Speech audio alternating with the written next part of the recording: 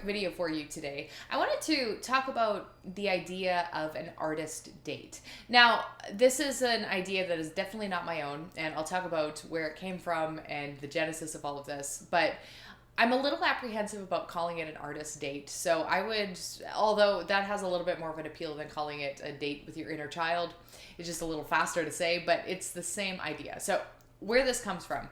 If you guys have ever heard of the book, and it's basically a workbook, it has a lot of exercises in it and has been around a really long time. It's called The Artist's Way by Julia Cameron. Now, Julia Cameron has basically built her career around this idea, basically helping people step into their artistry, helping people embrace the things that they find fun. It has a lot of exercises about you being an artist or stepping into your creativity. So it's a foundational book. A lot of people that I know who are creative have read this book and worked through the exercises. I've worked through it 1.5 times. The last time I worked through it was a really long time ago. So there's one exercise that you might be familiar with. It's popularized by a bunch of other people who have taken cues from Julia Cameron, and it's the idea of morning pages.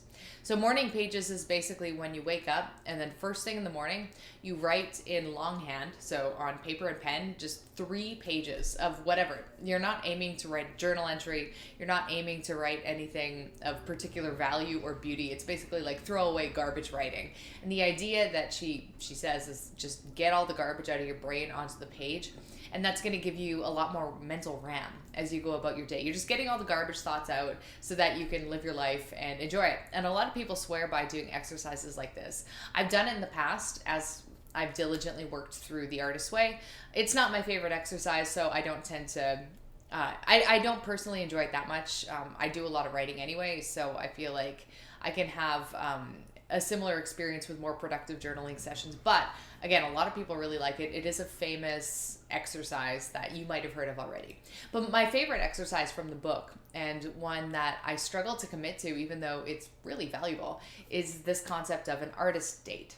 So, or an inner child, a date with your inner child. So what this is you once a week, you schedule somewhere on your calendar a block of time to do anything that you consider fun. And it's not necessarily something that you would consider fun as an adult. So we're not talking about like go to a business networking meeting or something that is very obviously productive and very obviously geared towards your adult self. We're talking something more like go to a craft store and buy something that looks like fun. So maybe it's like a couple paints or some fun paper or some, I don't know what people buy at craft stores, but that would be an example of going on an artist date. Or another example might be watching an Academy Award winning movie. Or one that I particularly like to do, and I don't do this enough, but it's really fun, is just lay on the floor or on my couch and doing nothing but listening to a good album really loudly, just to fully immerse in the album. Anything, and if you go online and just type in Julia Cameron artist date ideas, she actually has a blog post devoted to this with just 101 ideas of different things you can do as an art, like just for a date with your inner child. And the main value of this is reconnecting with your sense of play. And this is something that it's really easy to lose track of as an adult, even when you have kids, because kids are a great way to also reconnect with your sense of play. But often when you're playing with a child, you're playing in their world, you're playing imagination games with them, and that's all well and good. But it's not the same thing as doing something like taking your sketchbook on a park bench and spending the afternoon doodling, or something that's more just for you.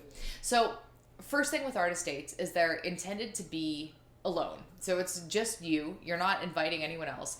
You're not, going on a big group adventure. That's fun. That's not an artist date though. That's not a date with you and your inner child. That's a date with you and your friends. So, and that's not even particularly possible during COVID anyway.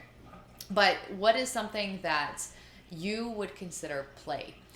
So I've been thinking about play a little bit, and because I've been thinking about the idea of full engagement.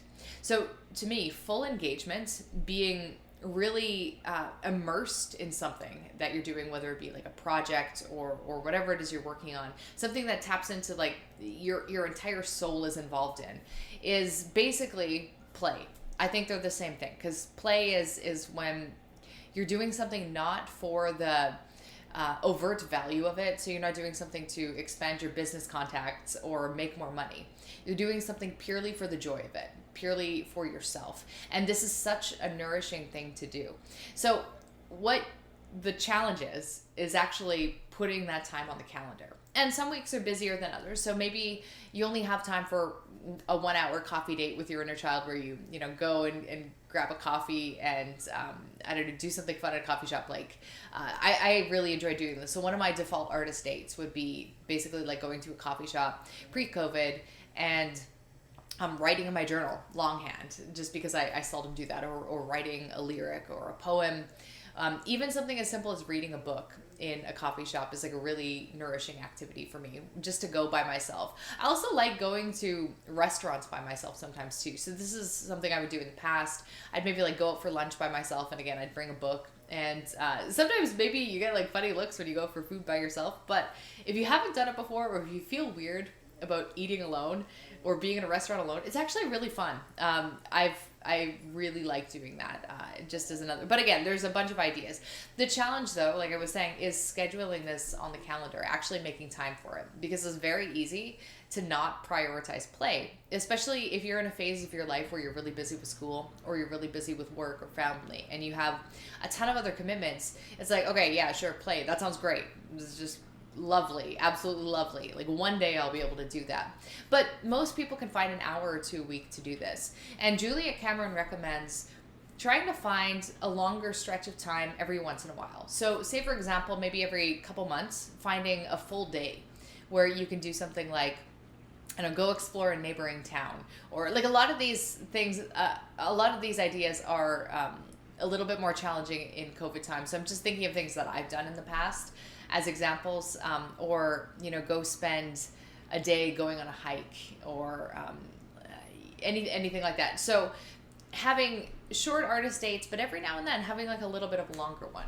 And the long-term benefit of this is that you are putting a value and a precedent on your own enjoyment. You're finding ways to be engaged in activities that don't have monetary value, that give you experiences, and just the pleasure of enjoying your own company, getting to know yourself and who you are, and nourishing your inner child, giving your inner child some attention, which only brings good things to your life. So it's something that every time I go through the artist way, so the 1.5 times I've gone through it, and then occasionally these ideas will come back to me, I'm very inconsistent about, but it is something that I would like to actually start doing again. And I thought that maybe you guys would find it a fun idea as well.